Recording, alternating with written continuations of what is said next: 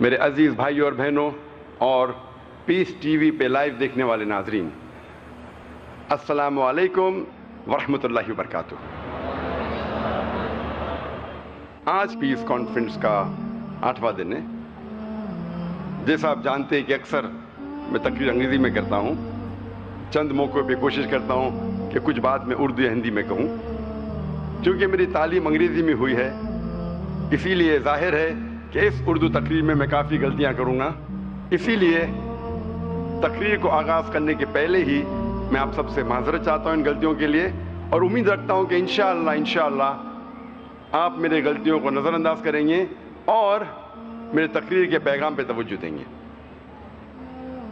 آج کے میرے تقریر کا موضوع ہے اسلام کے متعلق غلط فہمیاں۔ ہر مسلمان کا فرض ہے کہ وہ اسلام کا پیغام دوسروں تک پہنچائے۔ ہر مسلمان کا فرض ہے کہ وہ غیر مسلمان تک اسلام کی بات پہنچائے، اور جتنے بھی غلط فہمیاں اسلام کے متعلق ہے، ہر مسلمان کا فرض ہے کہ وہ انتہا کوشش کرے کہ ان غلط فہمیوں کو دور کرے۔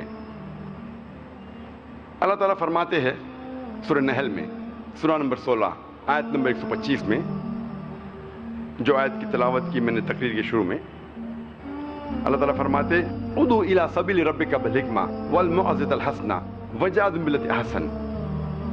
سارے لوگوں کو بلاؤ اللہ کی طرف حکمت اور حسنت کے ساتھ، اور ان سے بحث کرو اچھے اور بہترین طریقے کے ساتھ۔ دعویٰ کرنا، غیروں کو اسلام کا پیغام پہنچانا ہر مسلمان کا فرض ہے۔ اسلام کا پیغام پہنچانے کے کئی طریقے ہیں۔ کچھ طریقے میں سفلتا زیادہ ملتی ہے، کامیابی زیادہ ملتی ہے، کچھ طریقے میں کم ملتی ہے۔ اکثر مسلمان جب غیروں سے اسلام کے بارے میں بات کرتے ہیں،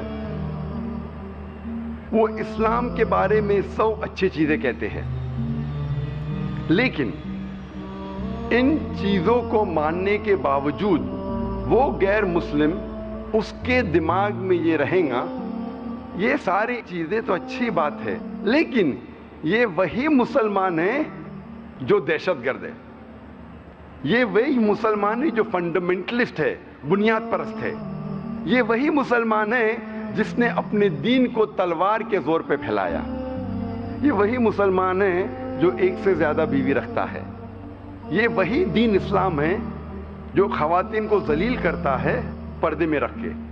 یہ چند سوالات، یہ چند غلط فہمیاں اس غیر مسلمان کو اسلام کی اچھائیوں کو پہچاننے سے روکتی ہے۔ اسی لیے جب بھی میں کوئی بھی غیر مسلمان سے ملتا ہوں، میرا سب سے پہلا سوال اس سے یہ رہتا ہے کہ آپ کو اسلام سے کیا شکایت ہے؟ آپ کے نظریے میں، چاہے آپ کا علم اسلام کے بارے میں صحیح یا غلط ہے، آپ کے نظریے سے آپ کو کیا لگتا ہے کہ اسلام میں کیا برائی ہے؟ اور میں اسے مطمئن کرتا ہوں، I make him comfortable۔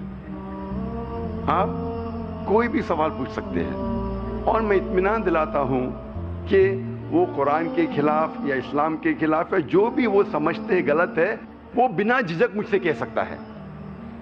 اور جب میں انہیں اطمینان دلاتا ہوں، اکثر یہ غیر مسلمان 3 یا 4 سوالات پوچھتے ہیں، اور جو تجربہ مجھے ہے تقریباً 20 سال دعوتی میدان میں، میرے نظریے میں یہ غیر مسلمانوں کو 20 عام سوالات ہیں اسلام کے بارے میں، 20 عام غلط فہمیاں ہیں اسلام کے بارے میں، اور جب وہ 2 یا 3 یا 4 سوالات کرتے ہیں، اکثر یہ 20 غلط فہمیوں کے اندر سے ہوتے ہیں، یہ 20 سوالات کے اندر سے ہوتے ہیں۔ یہ 20 غلط فہمیاں یا عام سوالات غیر مسلمان کے ذہن میں کیسے پیدا ہوتے ہیں؟ جس طریقے سے میڈیا اسلام کے بارے میں پیغام پھیلا رہا ہے، جس طریقے سے غلط فہمیاں پھیلا رہا ہے، اس طریقے سے یہ 20 غلط فہمیاں اس غیر مسلم کے ذہن میں پیدا ہوتی ہے۔ آج ہم جانتے ہیں international magazines, international newspapers, international radio broadcast stations, international satellite channels, television channels, یہ سارے انٹرنیشنل میڈیا اسلام کے بارے میں کئی غلط فہمیاں پھیلا رہی ہے. اور آج جو یہ 20 غلط فہمیاں ہیں غیر مسلمان کے ذہن میں, 25 یا 50 سال پہلے یہ کچھ دوسرے تھے. 25 یا 50 سال بعد ہو سکتا ہے کہ یہ غلط فہمیاں بدل جائیں گی. جس طریقے سے میڈیا اسلام کو پیش کرتا ہے اس طریقے سے یہ غلط فہمیاں غیر مسلمان کے دماغ میں آتی ہے. اور الحمدللہ اللہ کی مدد سے میں نے دنیا کے کئی ممالک میں تقریر کی ہے اور سوال کا جواب دیا ہے. میرے ایکسپیرینس میں, میرے تجربے میں, یہ 20 غلط فہمیاں یا سوال سارے دنیا بھر میں وہی ہے. چاہے آپ امریکہ میں جاؤ, کینیڈا جاؤ, یو کے جاؤ, سنگاپور جاؤ, ملیشیا جاؤ, سعودی جاؤ, انڈیا, یہ ساری غلط فہمیاں جو غیر مسلمان کے ذہن میں ہیں یہ وہی ہے. ہو سکتا ہے کہ ماحول کے ذریعے ایک یا دو اور غلط فہمیاں اس کے دماغ میں پیدا ہو سکتی ہے, لیکن یہ 20 اہم غلط فہمیاں وہی ہے. اگر ہر مسلمان یہ 20 غلط فہمیوں کے جواب کو یاد کر کے غیروں تک پہنچاتا ہے حکمت کے ساتھ, قرآن و حدیث کے حوالے کے ساتھ, غیر مسلمان کی مذہبی کتابیں کے حوالے کے ساتھ, چاہے وہ بائبل ہو, ویدا ہو, بھگوت گیتا ہو, سائنس اور ٹیکنالوجی کے حوالے کے حساب سے, حکمت کے ساتھ, لاجک کے ساتھ, منطق کے ساتھ, تو میں یہ سمجھتا ہوں کہ چاہے وہ غیر مسلمان اسلام قبول کرے یا نہیں, کم از کم اس کے دل میں جو اسلام سے نفرت ہے انشاءاللہ وہ تو کم از کم دور ہو جائیں گی. وہ اسلام کو اور بہتر طریقے سمجھ سکیں گا. اور یہ 20 جوابات جو ہے, وقت اتنا نہیں ہے آج کہ میں سارے 20 سوالات کے جواب دے سکوں. اکثر وقت کی قلت ہونے کی وجہ سے میں پہلے 10 سوالات کا جواب دیتا تھا, لیکن آج میں سوچا کہ کئی تقریروں میں, چاہے انگریزی میں ہوں یا اردو میں ہوں, کئی بار میں نے پہلے 10 غلط فہمیوں کا جواب دے چکا ہوں جو پیس ٹی وی پہ بھی کافی بار آ چکا ہے. آج میں نے سوچا کہ وہ آخری 10 سوالات کا جواب دوں. اور یہ سارے 20 سوال کے جوابات انٹرنیٹ پہ موجود ہے, ہمارے ویب سائٹ پہ موجود ہے اور کتاب کی شکل میں بھی موجود ہے. آخری 10 سوالات کا جواب دینے کے پہلے کم از کم میں پہلے 10 غلط فہمیاں یا سوال آپ کے سامنے کم از کم پیش کروں اور پھر میں آخری 10 کا جواب دوں گا. آج کی تاریخ میں سب سے زیادہ اگر اسلام میں کوئی لفظ جو بدنام ہے اور ایک لفظ جس کے بارے میں سب سے زیادہ غلط فہمی ہے وہ ہے لفظ جہاد.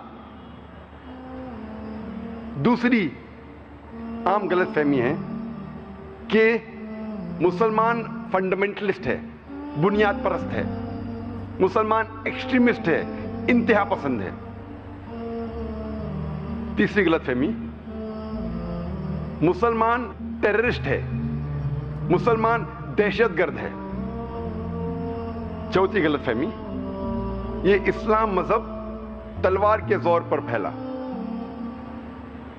یہ چاروں غلط فہمیوں کا انشاءاللہ میں اس کانفرنس کے آخری دن, جو آخری نشست میں میری تقریر ہے, جہاد اور دہشت گردی اسلام کے پس منظر میں, انشاءاللہ اس تقریر میں یہ چاروں غلط فہمیوں کو دور کروں گا. 5واں عام